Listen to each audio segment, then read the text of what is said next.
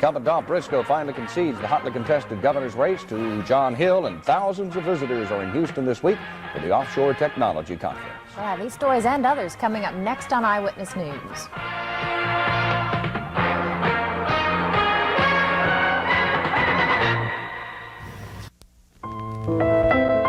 Ryan O'Neal, Saturday at 10:30.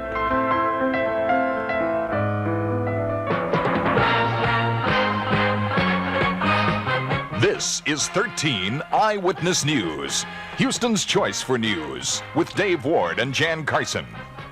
The weather with Ed Brandon, and the sports with Bob Allen. Good evening, friends. The residents of a Mexican-American neighborhood north of downtown Houston today began surveying the damage done during a violent disturbance last night. What had begun as a festive celebration ended in a bloody clash with police. 15 people injured, more than 24 arrested, and the entire area was severely shaken. 5,000 to 6,000 people were gathered here at Moody Park to celebrate Cinco de Mayo and observe the first anniversary of the death of police prisoner Joe Campos Torres. Toward sunset, police say several young men got into a fight with the brother of a girl they were trying to pick up. The brother was stabbed and park police were called in. That was the incident that sparked a long night of violence in this neighborhood. Here are reports from Dave Davis and Wes Sims. The trouble began about 7:30 in the Mexican-American neighborhood several miles north of downtown. A park police unit responded to a disturbance call in Moody Park in the 3600 block of Fulton and saw right away he needed help. Houston police officer T.E. Johnson was the first on the scene. Park police were trying to arrest a Latin American male. When they did, well, a bunch of them started throwing with beer bottles at him and hit him with beer bottles. We tried to get him out the best we could, and they busted windows out of my car. I left my car sitting, and they burnt my car. Two reporters from Channel 2, Jack Cato and Phil Archer, were taking pictures of the burning car when they were attacked. Cato was hit with a brick in the forehead and stabbed in the back. Archer was kicked and stabbed several times and was rescued from the scene by police officers. Both newsmen are reported in good condition this morning at Northwest Memorial Hospital. By this time, hundreds of police officers were flooding the area in response to the citywide assist call. As they grouped on Fulton Street, several blocks down, they could see cars on fire and smoke rising from the park area. Flak jackets and shields were handed out, and the officers formed a line to move to the scene. Preparations were made to use tear gas. Everybody, when you put your mask on, take 3 deep breaths and be sure you can breathe. Be sure your mask is adjusted on your head so it won't fall off. Screw the red off. It comes off. It's not screwed on, it just comes off. Tear gas was never used because the police line did not pass any large crowds as it moved down Fulton Street. The officers did pass burning police cars, debris scattered all over the street, and several stores which had been ransacked. The one-stop grocery in the 3800 block of Fulton was strewn with merchandise and broken glass. The store owner complained to police that they didn't move fast enough. We pay taxpayers money for this. We're paying good money, and 20 minutes ago this could have been stopped. The store could have been saved. Okay, we're going. Mayor Jim McCann got word of the situation while he was at Herman Park, presenting awards to Mexican-American citizens at another Cinco de Mayo celebration. At Moody Park, he found no cause for celebration. Dave Davis, Eyewitness By News. 10 o'clock, the tension had mounted to the point where there was a virtual standoff. Hundreds of flak-jacketed and helmeted officers, some of them from out of town, marched down Fulton Avenue, occasionally pulling someone into custody for causing a disturbance. But their objective was to clear Moody Park, trying to prevent a large gathering. At the point where Fulton, Bigelow, and Irvington all come together, there was a large group of officers in regular uniforms. They had been in the middle of the street when the large crowd of adults and children began verbally taunting them, then pelting them with rocks and bottles. The police moved back to the safety of a gas station until they noticed a police car's window being smashed. The police moved in, chasing after the vandals with their nightsticks, making more arrests. I ain't doing nothing, nigga. Went through. I like you back down. 179. The officers tried to close off traffic down Irvington, but one car broke through at a high rate of speed, and this was the way photographer Nelson Martinez and I saw what happened. A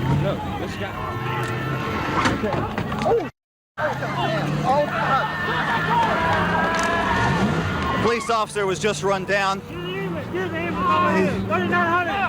Come on, ambulance!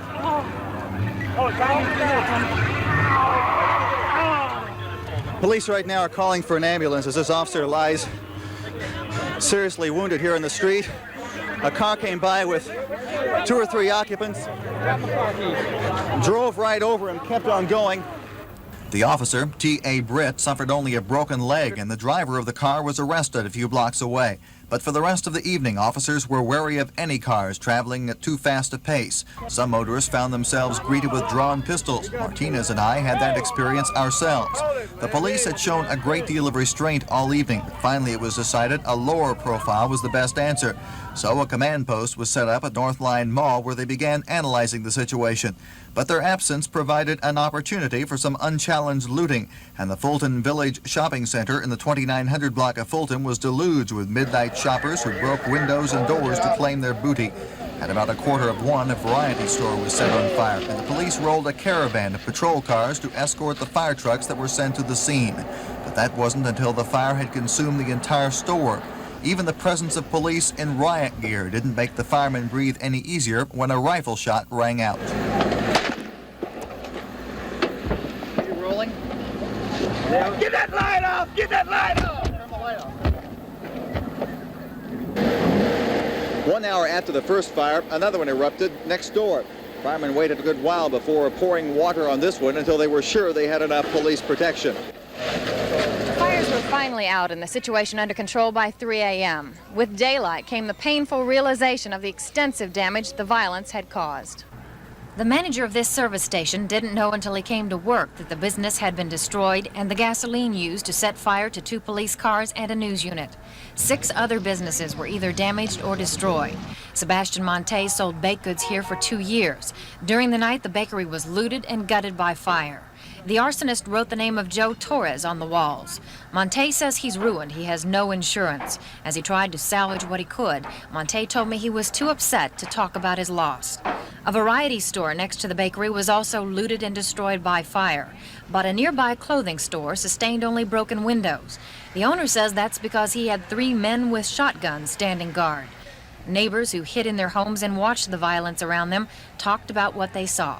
We heard all the glass breaking inside the store here. We stood out in the front yard. We saw them burning the car across the street there and also the police car across the street.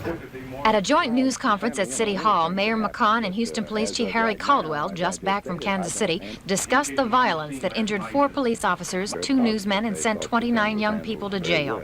The mayor said the police showed amazing restraint. For them not to go in and just mop up, I think, took a great deal of restraint because, frankly, it was my tendency to go mop up. Chief Caldwell says the violence was isolated and spontaneous, the result of a combination of factors. Hot day, a lot of booze, celebration, some earlier agitation, an incident that precipitated the situation. We have no reason at this time to believe that it was a concerted or concentrated or organized effort. Mayor McCon says he's convinced there were outside agitators, although he says he doesn't know who they were. Chief Caldwell says his department is investigating the possible involvement of Travis Morales and his group, People United to Fight Police Brutality, whose members were distributing literature at the park. This afternoon, Morales held a news conference at City Hall, and Dan Rosen was there. Travis Morales' news conference prompted city officials to move an event they had planned for the steps of City Hall. A ceremony involving representatives of the German city of Dusseldorf was moved inside to the mayor's reception room. Outside, the leader of People United to Fight Police Brutality called the issue of outside agitators a false one. Travis Morales says his group is made up of Houstonians concerned about the conduct of the police. Like we've been saying for a long time now, what happened to Joe Torres, people will never forgive and never forget. And I don't think this will be the last time that people in Houston get mad and get organized and do something to the police. If you had to redo the events of yesterday, your participation in them, would you change anything that you did earlier in the day? Would you have done anything differently? Not at all. Morales insists the violence broke out only because police entered Moody Park. He says the problems of minorities in Houston won't be solved until police get out of their communities altogether. Dan Rosen, Eyewitness News. Words such as nightmare and tragedy were being used to describe what went on here.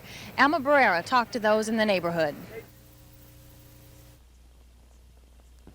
People in this community are upset. They say they can understand the anger and disturbances caused on the one-year anniversary of the Joe Campos Torres death, but they cannot and will not, they say, tolerate violence against their own people. Why should they take it out on people in the store? Why didn't they go, are they scared?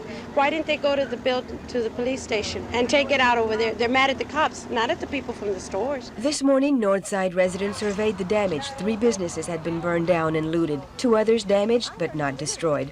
Most were owned by Mexican Americans, and most talked about why and how it had happened. If Joe Campos Torres would have been taken care of, I don't think none of this would have happened. But you see, you go and ask for justice, and nobody listens to you, and they send you right back, and they tell you, well, you go home, and you don't belong here. You just might as well just forget about it. The thing that I get uptight about is that you had 2 gringos that were leading that move, in our community, and none of the people in that People United Against Police Brutality are from this area. And then when the police finally came in, they were the first ones to run down the street to get out of the way. Some people said they had feared for their lives when they saw kids they knew burn and throw rocks and loot the people they, the looters, knew well. They said it was a sad situation and are afraid of what tomorrow might bring. I think this is just the start. I think they're going to keep on, myself. That's what they're going to, yes. Why? Why do you say that? Because they got away, and they feel they'll get away again. I think that they ought to just close up Moody Park.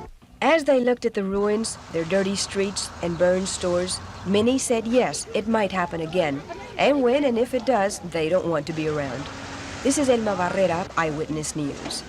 Police are talking with the district attorney's office now about what charges will be filed in connection with the disturbance. Charges have already been filed against Rogelio Castillo in connection with the incident in which the police officer was struck by the car. Jan, what plans do the police have for patrolling that area tonight? Well, Chief Caldwell said they're going to be very watchful. There will probably be added patrols in the area, but he says he does not want the actions to be repressive toward the people in that community. There's a plane crash in Montgomery County last night that killed 4 people. We'll take a look at that story in just a moment.